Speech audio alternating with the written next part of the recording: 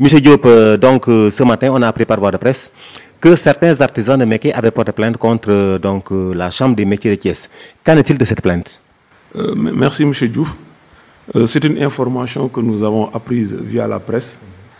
La Chambre des métiers, jusqu'à présent, n'a jamais été informée d'une éventuelle plainte contre elle.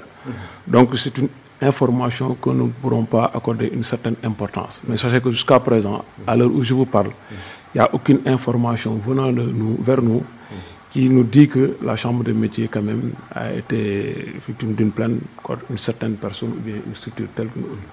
Oui. Existe-t-il un contentieux, disons, quel contentieux entre la Chambre des métiers, le président en question, et des artisans de métiers, peut-être reconnus ou pas? Non, je ne pourrais pas dire qu'il y a un contentieux entre la Chambre des métiers avec des artisans de métiers. Peut-être qu'il y a un groupe de personnes qui est sorti via la presse quand même, qui a donné certaines contestations. Mais moi, en ce qui me concerne, je ne pourrais pas dire qu'il y a quand même conflit entre la Chambre des métiers de Thiès et des artisans de métiers. Effectivement, quand même, il y a un dossier quand même, qui lie la Chambre des métiers de Thiès et des artisans de métiers. C'était un dossier qui était quand même financé par le Conseil sénégalais des chargeurs. Et puis, à travers son partenariat avec la collectivité locale, le conseil départemental de Tivaouane, mais qui devait quand même profiter aux artisans de métiers. Mais à travers la Chambre des métiers de Thiès, qui est la structure représentant l'État au niveau régional en tout ce qui concerne les affaires concernant l'artisanat. C'est quand même une promesse, c'est une promesse quand même qui a été tenue par le président de la République lors de la dernière journée de l'artisanat qui a été célébrée à Ngaye, qui avait promis aux artisans de les accompagner pour la mise en place d'un centre de production des métiers des cuirs et peaux.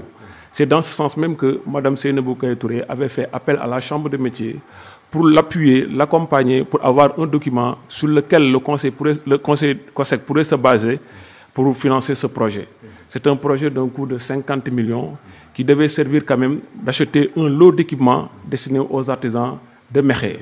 Ce sont des artisans quand même qui sont regroupés à travers une organisation dénommée l'UAM, l'Union des artisans de métiers environ. La Chambre des métiers, en tant que maîtresse d'œuvre, avait pour charge quand même d'acheter le document, le lot de matériel, mais c'était tout un processus qui partait d'un appel d'offres pour au moins recueillir les fournisseurs qui souhaiteraient au moins participer à cet appel d'offres-là par rapport à la fourniture de ce lot d'équipement-là. Il y a aussi en temps des réunions qui ont été organisées. C'est pour impliquer au moins les artisans. Les artisans à travers leur président Hassan Kassé, qui était la personne morale qui représentait l'UAM. Donc durant tout le processus, l'UAM, à travers le président Hassan Kassé, a été impliqué pour au moins apporter une certaine transparence. Donc moi, personnellement, je suis étonné lorsque j'ai appris à travers la presse quand même, ces contestations venant d'un groupe d'individus qui sont à Ngaye Mékhé, mais qui ne sont pas les interlocuteurs directs de la Chambre des métiers au niveau de Ngaye Mékhé. Parce qu'ils ne sont pas les interlocuteurs directs. Pourquoi? Parce que tous les artisans de Mékhé et environ se sont regroupés à travers une organisation dénommée IAM. Donc c'est cette organisation même qui était bénéficiaire de ce lot d'équipements. Mais cette organisation est dirigée par un président qui se nomme Hassan Kassé. Mais cette personne a été impliquée durant tout le processus. Et puis il y a même d'autres personnes. À un certain moment, il y avait une nécessité d'élargir ce cadre-là pour au moins en faire participer le maximum possible. Je pense que c'est chose qui a été faite à l'époque. Donc jusqu'à présent, je dirais que ces gens-là ont été impliqués. L'UAM, qui était là pour défendre les intérêts des artisans, donc était l'interlocutrice directe de la Chambre des métiers de Thiès. Parce que la Chambre des métiers, elle est là pour défendre les intérêts des artisans. L'UAM est à Ngaye Mékhé et regroupe tous les artisans de Ngaye Mékhé environ. Donc normalement, l'interlocutrice, l'organisation interlocutrice directe, c'était l'UAM. Et à tout moment, l'UAM a été contacté, l'UAM a été informé à travers la personne morale, le président Hassan Kassé et parfois même d'autres membres. Donc actuellement, moi personnellement et tout le personnel administratif et technique est très étonné quand même d'avoir appris ces informations auprès de la presse. Mais sachez, comme je l'ai dit tantôt, la Chambre des métiers, jusqu'à l'heure où je vous parle, n'a été même pas informée d'une éventuelle plainte contre la structure. On parle de cette minorité, on l'appelle les artisans regroupés autour de Mavi. Est-ce que ce n'est pas une sensibilité dans l'UAM et qui a des droits d'être reconnu? Parce que c'est une sensibilité dans l'UAM quand même. Non, moi je dis qu'on peut reconnaître cette sensibilité-là.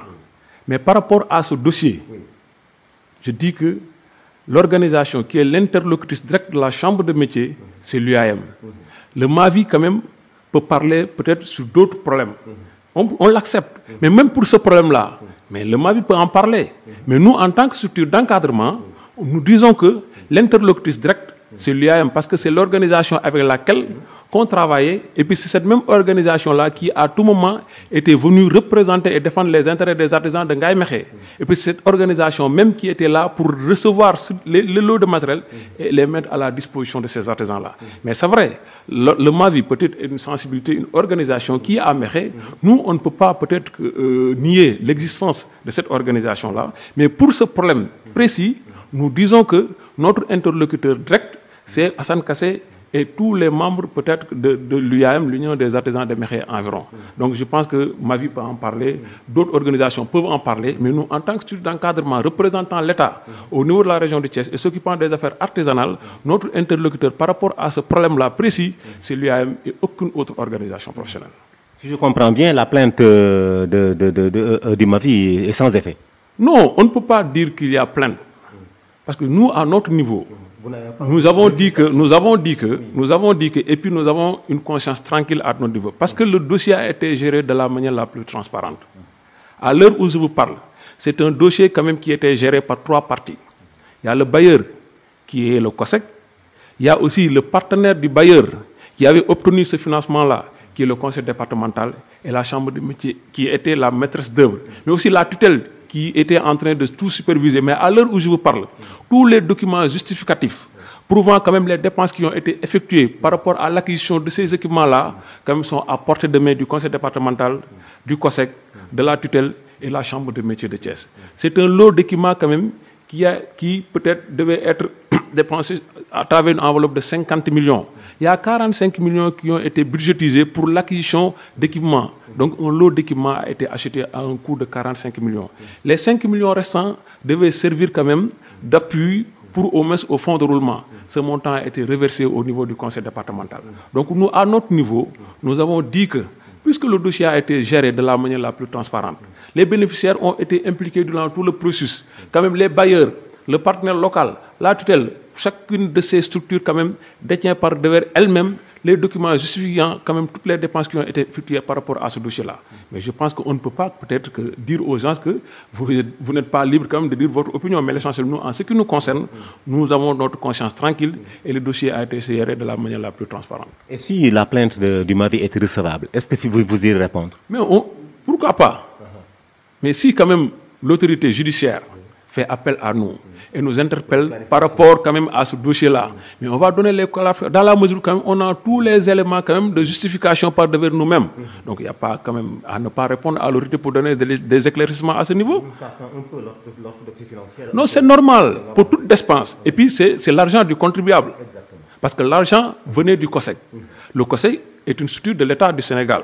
Le conseil départemental est une structure de l'État du Sénégal, de même que la chambre de métier.